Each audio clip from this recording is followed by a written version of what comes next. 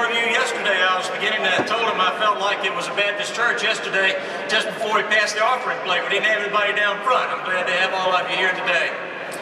Hearing Ann have to go through the tedious business of bylaw changes reminded me of a story that my good friend and a friend of many of you, Haley Barbour, the Republican governor of Mississippi, tells about his experience when he was a young man in his 20s. He was assigned the responsibility of compiling the information from the census statistics that were sent out and questionnaires that were sent out in his state. And that's about as tedious as bylaw changes. But the questionnaires had gone out and he was compiling them. He was looking through the reports that were coming back. And he was in charge of the census coming back from small businesses and farmers and that sort of thing. And one of the questions on the census form was number of employees broken down by sex.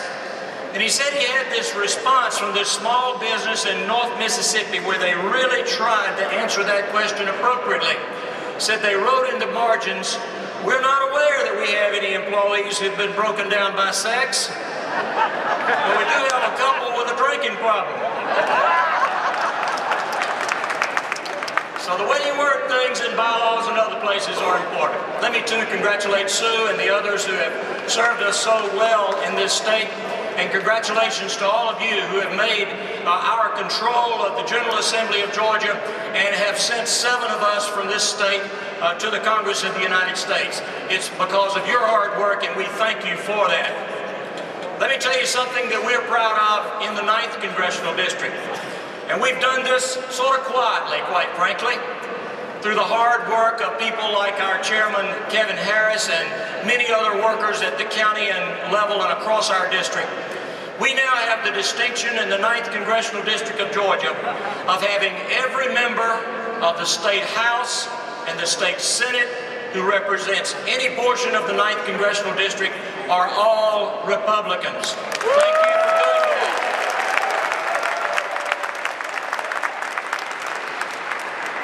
We're running behind time, and I'm going to help them make up some time. Let me touch on just a couple of issues that I think are important. First of all, you heard the immigration issue.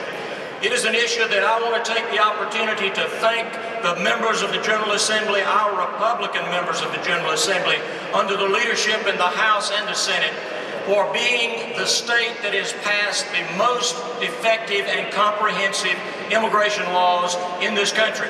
I thank them for that. I continue to work on that issue as a part of the Immigration Reform Task Force in Washington, and I have a bill that we're gaining momentum on. Unfortunately, it does not meet with the current administration's approval, but it is one of those issues that goes to the heart of whether or not there are magnets that attract people to come to this country illegally. It is the issue known as birthright citizenship. We are only one of 2 developed countries in this world, Canada being the other. Only 33 countries in the entire world still grant birthright citizenship without regard for the status of the parents in the country. I have a bill that would correct that. With your help, we're going to try to change it.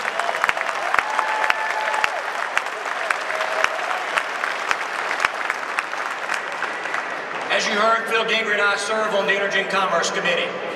We have the opportunity in this next week that's coming up of dealing with one of the major issues that the Democrat administration has put forward, and it's under the general title of climate change. It has many ramifications. The cap and trade, or the cap and tax, which is a more appropriate label, that includes things like the renewable portfolio for the generation of electricity. Both of those provisions have huge economic negative impacts on our country. But the renewable portfolio standard for electricity generation has particularly negative consequences for the state of Georgia and for the Southeast. And I'll tell you why. You know, there are 2 things that have caused the Southeast and Georgia in particular to prosper, to be able to attract industry that is leaving other parts of this country. One was we had a non-unionized workforce, and the other was that we had relatively cheap electricity bills. The Democrats are trying to destroy both of those advantages. Card check would destroy the unionized, the non-unionized labor force that we have to offer to prospective employers. And this energy bill with the renewable portfolio standard will likewise destroy our advantage on the electricity cost. We will now have to buy credits from other parts of the country. And what is so unbelievable is that they will not allow us to count our nuclear portfolio as a part of a renewable standard. Nuclear is not a CO2 emitter. It is the safest we can do in terms of providing good, clean electricity. Countries like France are now bumping 80% of their electricity from nuclear production. And yet, here we are, having our hands tied and making it difficult for us to achieve those kind of standards. The last point I want to talk to you about is health care. And Phil is correct. That is the second major battle that our Committee of Energy and Commerce and our Congress as a whole will deal with. It is unbelievable the onslaught that this administration has placed on us to change our health care delivery system in this country. We already face a problem with undercompensation of our health care providers. How do we ever expect to correct that if all we're going to do is to add more people into government health care programs that are already underfunded and undercompensating those that we expect to provide health care? It just does not add up.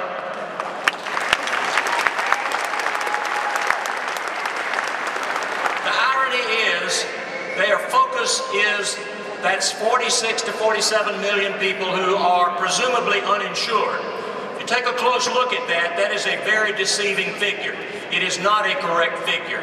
A huge portion of that are those who are illegally in our country to begin with, and secondly, those who are in the category of some of my children, the invincibles, those in their late teens and early 20s who don't see any reason to have health insurance because they're healthy and they don't see any reason to participate. But in the name of trying to close this so-called gap, they are willing to destroy the healthcare system that we currently have that serves 85 to 90% of our people, in most cases, very adequately. Sure, we'd like to bring down the cost of healthcare, and there are ways of doing it. But you know, to make it a mandatory issue, let's look at a comparable arena of mandatory insurance. 46 states in the District of Columbia have mandatory automobile liability insurance laws in place. Guess what? The compliance rate for mandatory automobile insurance is about a 15% negative factor. About 15% of people don't do it regardless of what the law says. Would you believe that that's the same amount, percentage-wise, of folks who don't already have voluntary health insurance? Why are we going to upset and destroy our healthcare system that is the envy of the world? People come from all over the world. They come from all over the world to get care in this country because they know the quality is there. Those are the challenges that Phil and I and the Congress as a whole will face in the next few weeks and months. Thank you for your support. On behalf of our delegation from the state of Georgia and Washington, we thank you. We need your support as we continue this battle. I'm glad to be with you today. Thank you.